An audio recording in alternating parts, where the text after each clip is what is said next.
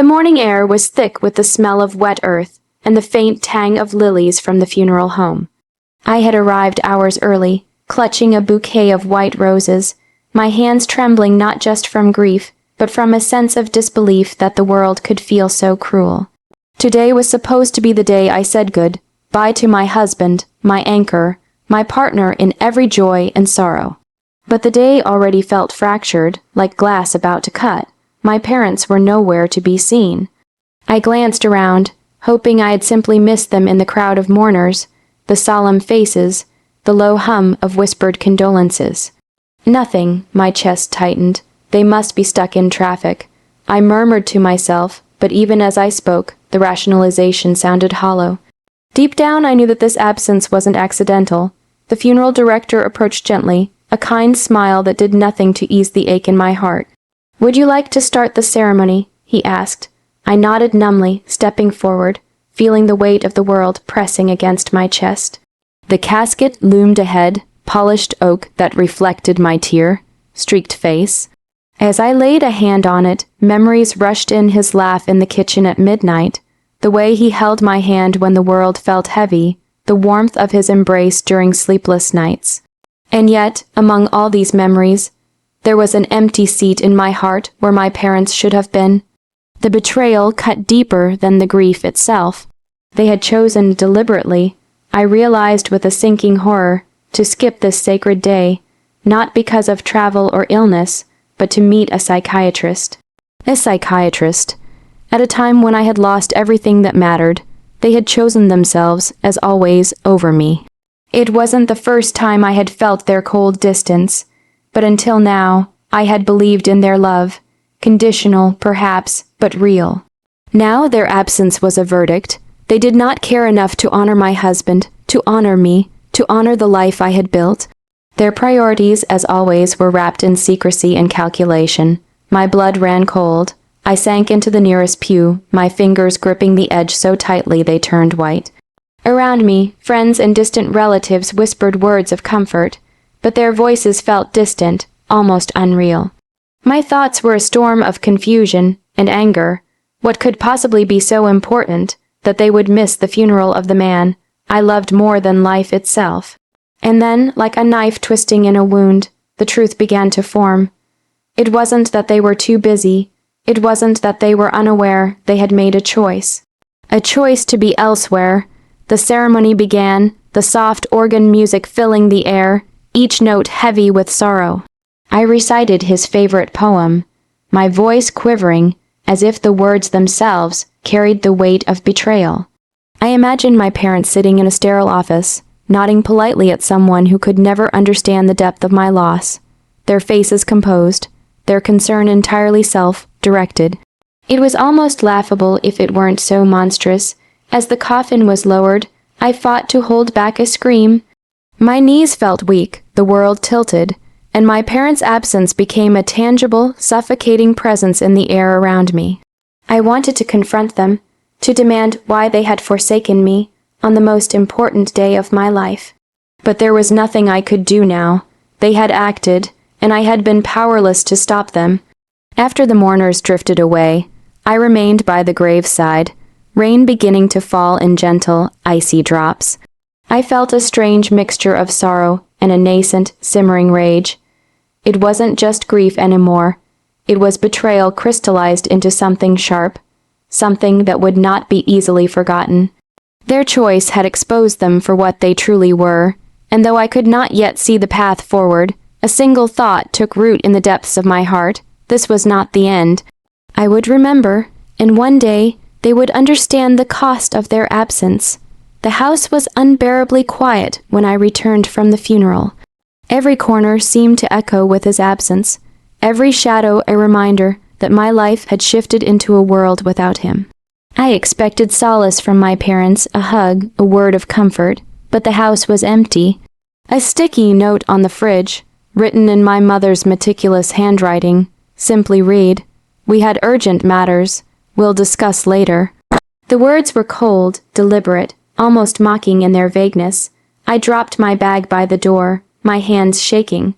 I wanted to scream, to throw something, to make them feel even a fraction of the hurt they had caused me. But instead, I moved through the house in a daze, noticing things I had never paid attention to before. The emails left open on the family computer, the subtle absence of letters or cards that usually arrived from distant relatives, everything felt like a carefully orchestrated vacuum, a space deliberately cleared of warmth. It was then that the whispers began. Small, almost imperceptible at first, the faint rustle of paper from my father's study, the soft vibration of a phone left forgotten on a table. I thought perhaps I was imagining it, that grief was twisting my mind. But when I glanced at the notifications on my phone, I saw them. Unfamiliar numbers, cryptic messages, and one email from a lawyer I had never heard of.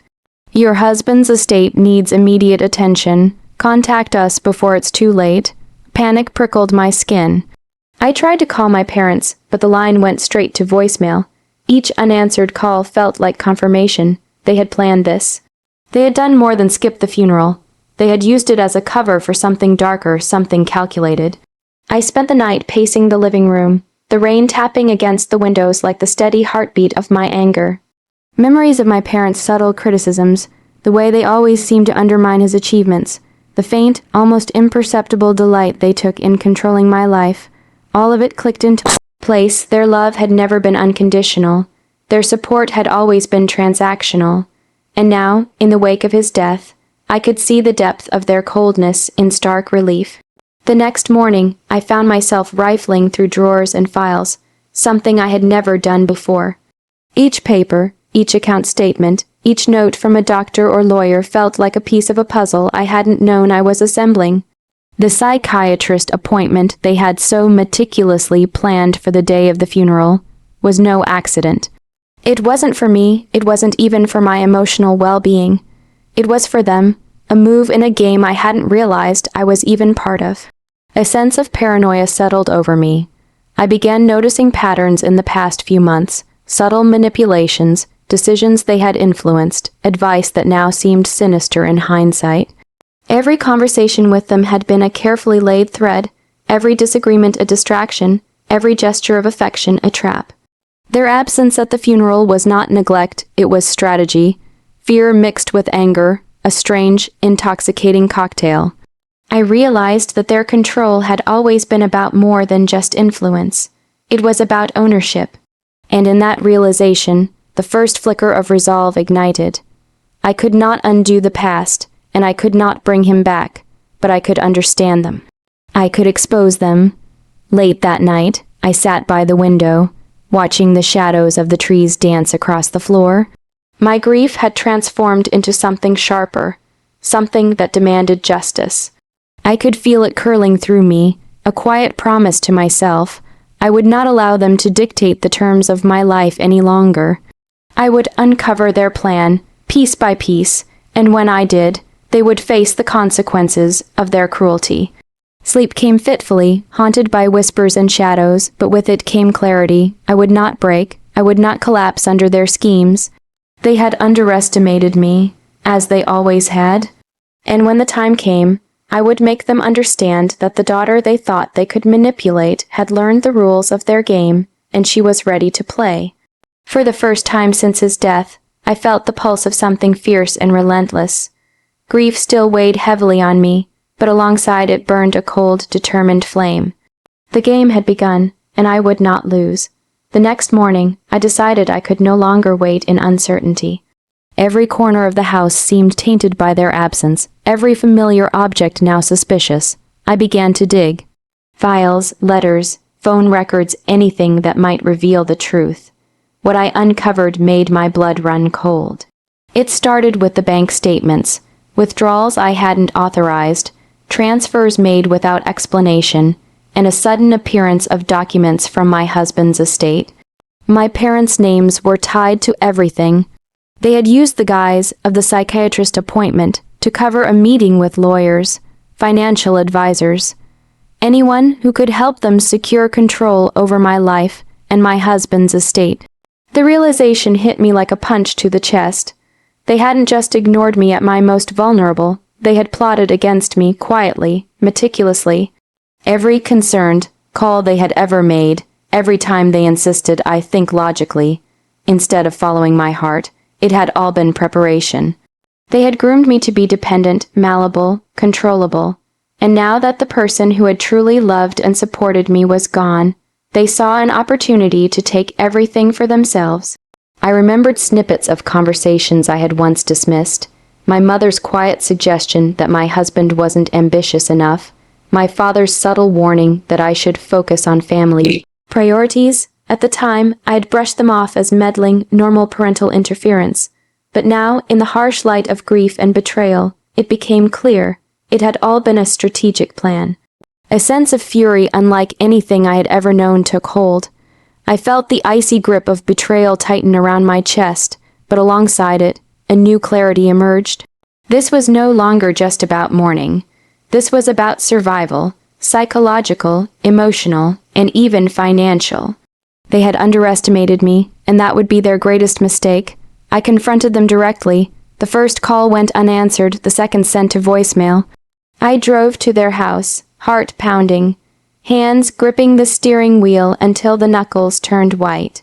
When I arrived, the polished smiles and calm demeanor I had once trusted were gone, replaced by a faint flicker of unease, a shadow of recognition that perhaps I had seen through them. "I know what you've been doing," I said, my voice trembling with fury. The funeral, the lawyer, the transfers, everything. They exchanged glances, their faces carefully composed. My mother's lips curved into a polite smile, as if I were discussing the weather. "You're overreacting," she said smoothly. "We were only trying to help you. Help me," I repeated, my voice rising.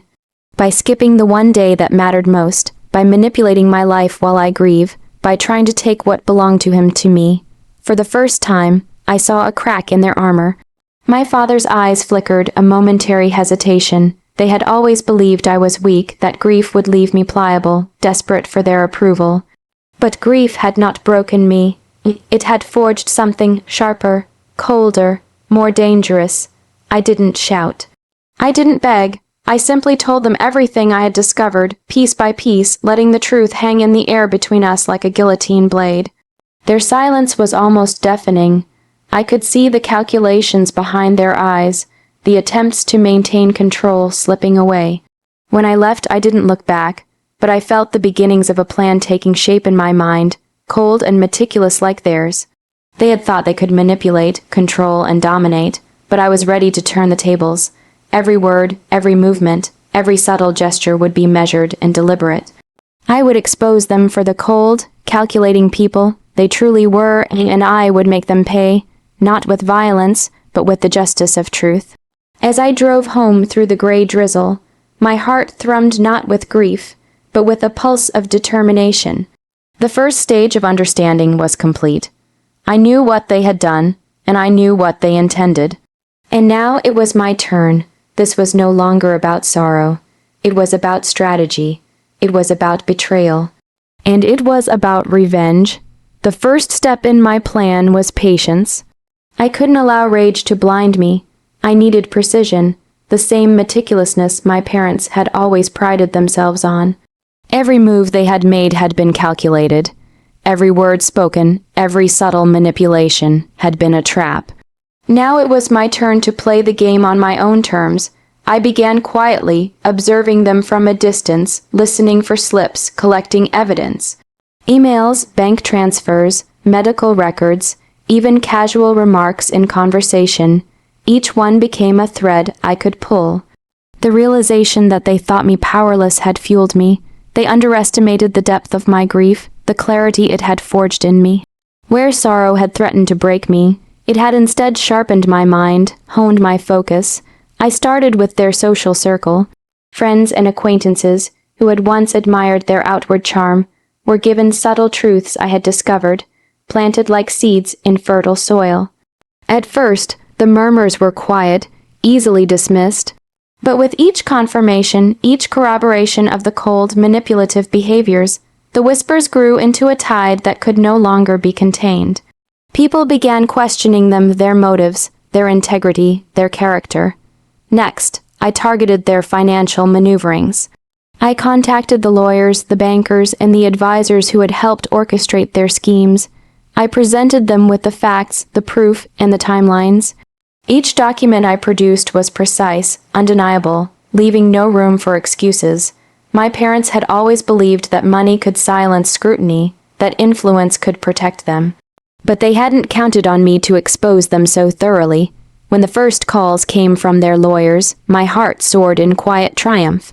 The shock on their faces when they realized the net was closing in was almost poetic. I didn't need to yell. I didn't need to confront them with violence or anger. The cold, relentless truth was already working. Their carefully constructed world, the one they had built to control me, was crumbling, brick by brick. But the sweetest moment came during a family gathering I had orchestrated under the guise of reconciliation. Friends, distant relatives, even colleagues of my parents were present. I spoke gently at first, recalling the past with the calm precision of someone who knows every detail. Then, layer by layer, I revealed the evidence, letting each piece land like a stone on the table. The shock on their faces, the discomfort in their eyes, was delicious in its inevitability. "You thought you could manipulate me," I said softly, my voice steady. "You thought that grief would leave me weak, pliable, obedient, but you miscalculated. You misjudged the strength that comes from love and the clarity that comes from betrayal." Their silence was absolute. No words, no defenses, only the weight of exposure pressing down on them. And in that silence, I found a strange satisfaction, not the thrill of vengeance itself, but the justice of truth. They had taken what they wanted, but they had failed to anticipate the consequences of underestimating me. Afterward, I watched them retreat into a world stripped of the facades they had relied upon. Friends questioned them, their influence waned, and the family business, once seemingly untouchable, faced scrutiny and setbacks. And I reclaimed my life, piece by piece. I didn't need to destroy them entirely. Their own actions had done that. For the first time in months, I allowed myself to breathe, to feel grief without the crushing weight of betrayal. I visited his grave again, laying fresh flowers and whispering words I had kept inside for too long. I had loved fiercely, lost painfully, and survived. The cold fire of revenge had tempered me, shaped me, but it hadn't consumed me. I realized as I stood there in the soft sunlight breaking through the clouds, that true power lay not in vengeance alone, but in the reclamation of self. I had taken back my life, my dignity, my voice. My parents had tried to control my world, but I had rewritten the rules. As I walked away, a sense of peace settled over me. The past still bore scars, the memory of betrayal still stung, but it no longer dictated the course of my life. The game had ended, and I had won not with cruelty, but with clarity, with strategy, and with the unshakable knowledge that I would never allow anyone to wield such control over me again. Theirs was a lesson paid for in full, and mine was freedom, derned, bitter, sweet, and utterly mine.